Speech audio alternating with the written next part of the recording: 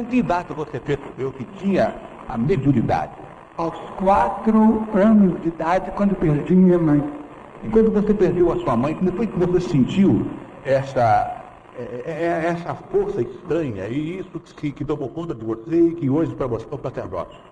Ela prometeu a mim, quando entregava os filhos a pessoas amigas, em vista da penúria material em que os encontrávamos, ela me prometeu que voltaria para me buscar.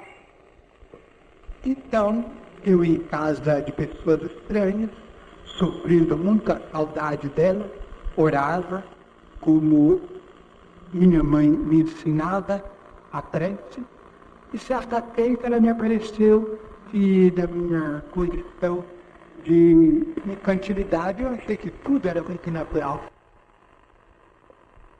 Você então, desde os 4 anos de idade, sentiu que iria ver a sua mãe?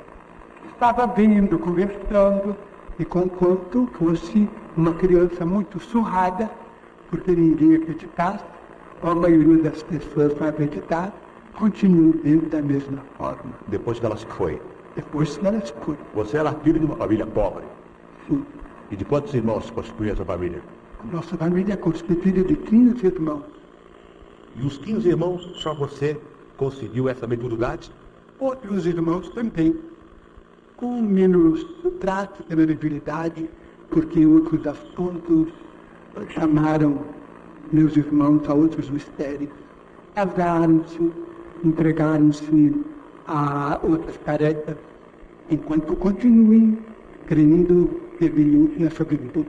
E se você desde os 4 anos percebeu essa força estranha, esse ministério, você chegou a se dedicar a uma profissão? Uma profissão? Sem dúvida. Aos 8 anos, eu entreguei numa fábrica de tecidos.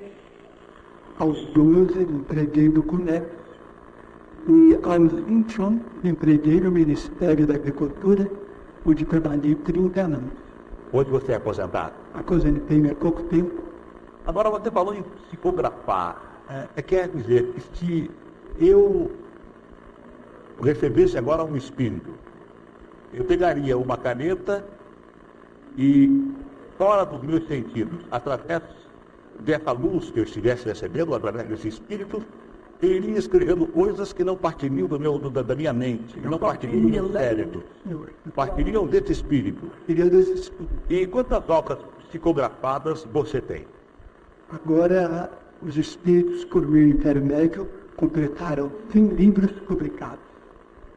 E quantos livros dessas 100 publicações você já vendeu? Vendi os livros são as instituições espíritas para as quais, naturalmente, eu assino a cessão de direitos autorais que lhe possam haver, reconhecido que a obra não me pertence, e sim aos espíritos amigos. Você, então, é um homem pobre, é um homem que vive do seu ordenado de Sou rico de habilidade, sim, mas isso você, me torna milionário. você materialmente é um homem Já pobre. devia ter nome. Você Natural. vive do seu ordenado. Vive do meu Porque- ordenado. Porque, de acordo com notícias que foram divulgadas pela nossa imprensa, estas 100 obras que você completa hoje, já foram vendidos mais de 1000 livros, não? A estatística lançada pelas próprias editoras acusa o número bastante.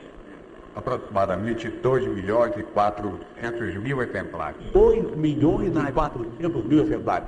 E você não recebe nenhum direito autoral. Não recebo e tenho o prazer de comprar também os livros que saíram de minha mão, quando os espíritos não me pertencem. E é verdade que você escreve de olhos fechados quando você recebe a inspiração? Às vezes eu percebo que estou de olhos fechados. E outras vezes eu não posso perceber isso enquanto os olhos se mantenham abertos. Mas sempre com a luz dos olhos, porque tenho a impressão de que determinadas irradiações podem ligar de poder. Chico Xavier, você, depois de ter escrito 100 livros, se você não recebesse esse espírito, se você não recebesse essa mediunidade, você, na sua pessoa normal, não conseguiria escrever nenhum livro? A princípio, não, porque eu sentia absoluta estranheza quanto aquilo que o irmão ia escrevendo precisava de recorrer muitas vezes aos dicionários, mas como a mediunidade está em minha vida desde 1927, há 43 anos, esse tempo mais ou menos me proporcionou algum conhecimento do contato dos espíritos amigos, como uma pessoa que convivesse diariamente com professores muito distintos. Isto quer dizer que ao receber o espírito, você alguma coisa guarda no seu subconsciente. Leio e constantemente eu datilografo também os livros para os espíritos, para que os livros saiam revisados de minha mão pelos autores espirituais. E quais as figuras famosas que encarnaram em você e que fizeram você escrever algumas obras? Eu não posso dizer que sejam figuras famosas, porque sempre, na maioria dos casos, usaram o pseudônimo. O espírito de Emmanuel nos orienta desde 1931. André Luiz, na firma ter sido um médico no Rio de Janeiro, e outros amigos, como o Castilheiro Comer, o irmão X. Eles naturalmente se ocultam com outros nomes para não criarem perturbações com os descendentes, porque o assunto é novo. Mas as suas obras já foram analisadas por escritores contemporâneos. E o que dizem esses escritores quando leem com um livro psicografado? Alguns creem, outros creem, e creio que o estudo deve ficar por conta dos leitores, porque deveria entrar aqui em lances autobiográficos, ficariam menos adequados ao nosso contato. Xavier, eu li alguma coisa numa revista a respeito de um livro que você psicografou e que a família do escritor reclamou, dizendo que você estava usando indevidamente o nome desse escritor. Anos depois, ou meses depois, foi aberto um cofre e foi retirado deste cofre um livro. E este livro era exatamente igual ao livro que você anteriormente havia psicografado. Verdade isso? Não, eu peço desculpas para esclarecer melhor. Eu gostaria. Porque eu não tenho o direito de dizer que não. Ao que sabemos, do cofre havia páginas de estilo semelhante, mas não totalmente, absolutamente iguais. Nesse caso, o Tribunal de Justiça do Rio de Janeiro ocorreu em 1944. A família pedia uma sentença declaratória para saber se as obras eram do espírito ou se não eram. Mas o juiz entendeu que a justiça, por enquanto, ainda não poderia entrar nesse caso. E era a família do escritor. Com todo respeito ao nome de Humberto de Campos, eu posso declarar que fui a família do escritor Humberto de Campos. E depois da família que eu faço questão de declarar a minha veneração para com todos os seus livros. Que acha Chico Xavier e o mundo espírita da criança que o homem começa agora a gerar no tubo de ensaio. Tenho ouvido por diversas vezes o espírito de Emmanuel a respeito disso. Ele diz que o nosso respeito à ciência deve ser um contexto e que o progresso da ciência é infinito e que a solução do problema do tubo de ensaio para descanso do claustro materno é viável, mas restará à ciência um grande problema, o problema do amor com que o espírito reencarnante é envolvido no lar. pelas vibrações de carinho, de esperança, ternura, confiança de pai e mãe, o período também da infância, em que a criança é rodeada de amor, muito mais alimentada de amor do que de recursos nutrientes da terra. Vamos ver como a ciência poderá resolver esse problema para que não venhamos a cair em monstruosidades do ponto de vista mental. Chico Xavier, você disse que recebe com muita frequência o espírito de Emmanuel. Emmanuel, é com quem você fala com mais frequência? Mais frequente, porque ele orienta. Emmanuel deve ser um intelectual, deve ser um espírito de muita luz, como se diz na forma popular. Ele só conversa com você sobre esses assuntos de caráter científico, ou ele também seria capaz de responder a pergunta de ser Nostradamus nas suas previsões e está certo? O mundo vai acabar antes do ano 2000? Nós não podemos criar a profecia do pessimismo, do derrotismo. Nós somos filhos de Deus e devemos crer na misericórdia infinita de Deus.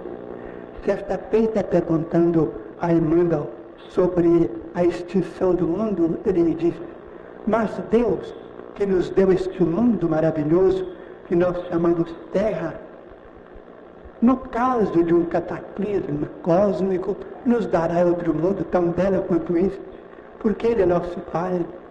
E se o Pai humano ama seus filhos com devotamento, com paixão mesmo, por que Deus nos abandonaria à rinha, no cosmos, ao domínio das trevas? Haverá misericórdia para nós. Alguma vez antes da chegada do homem à Lua, você teve alguma informação com esse assunto? Sempre disseram que o homem pisaria na Lua. Sempre os espíritos amigos nos avisaram de que a ciência conseguiria realizar essa proeza. E naturalmente que a astronáutica prosseguirá através de novos caminhos, buscando novos mundos, novos tipos de vida, novas humanidades, quem sabe? Chico Xavier, você mora na cidade de Uberaba? Há quase 12 anos. E muitas pessoas de todos os cantos do Brasil vão procurá-la? Muita gente por bondade vai até lá, mas não por mérito, eu não sei. E quando a pessoa vai a Uberaba, você recebe essa pessoa? Às segundas, terças e sábados à noite, porque durante o dia tenho sempre tarefas com os espíritos e obrigações com a vinculação profissional. E como eu não posso viver da doutrina espírita, naturalmente de trabalhar. Agora, segundas, sextas e sábados, estamos lá para receber todos com muita alegria e com muita honra para nós. E as pessoas que vão a Uberaba consultam sobre os mais diversos problemas? Sim, consultam sobre diversos problemas da vida, as dificuldades que estamos atravessando, mas muitas dificuldades espirituais, os conflitos que nos surpreendem o nosso centro. Você é solteiro ou casado? Solteiro. Solteiro. E por que você não casou? Você acha que um lar a dois atrapalharia o seu trabalho? Não, a doutrina não me proíbe isso, mas a mediunidade já com as mensagens psicografadas começaram a minha vida logo depois dos 15 anos de idade. Eu me apaixonei tanto pela obra do livro com os espíritos e os livros me tomaram o tempo todo. Dentre os 100 livros que você acaba de psicografar, qual deles mais lhe empolgou? Qual deles você achou mais interessante? O livro que mais me empolgou... Eu gostaria que você dissesse, porque o nosso programa é de uma audiência extraordinária, ia começar por mim, amanhã, na razão de procurar esse livro, para ler alguma coisa a respeito da psicografia, para ler algum trabalho psicografado. Dos livros que passaram por minhas mãos, um dos que mais me empolgaram foi o Paulo e Estevão, onde o espírito de Emmanuel faz a biografia desses dois maravilhosos vultos do cristianismo, São Paulo e Santo Estevão. E esse livro encontra-se nas livrarias comuns ou não? Encontro. Em qualquer livraria. Paulo e Estevão. Paulo e Olha, eu acho que não há mais necessidade de nós continuarmos cansando você com a Não, pergunta? não me canso, estou muito feliz. O nosso prazer foi muito grande em recebê-lo neste programa. Se você quiser dizer mais alguma coisa, à sua vontade, o tempo todo é seu. Estou muito honrado pela oportunidade do contato que está tendo com os amigos todos do Canal 4, com os amigos de Uberaba, São José do Rio Preto e esses corações maravilhosos de São Paulo. Fábio Baus, muito agradecido a você pela sua presença no programa. Muito obrigado pela sua parcela de colaboração na vinda de Chico Xavier ao nosso programa. É muito agradecido, foi um prazer conhecê-lo. Qualquer dia, se eu puder, e se eu for a Uberaba, vou visitá-lo em sua casa, retribuindo a honrosa visita que fez ao meu programa. Muito agradecido, Chico Xavier. Uma boa viagem, muito obrigado. Receba as palmas da plateia.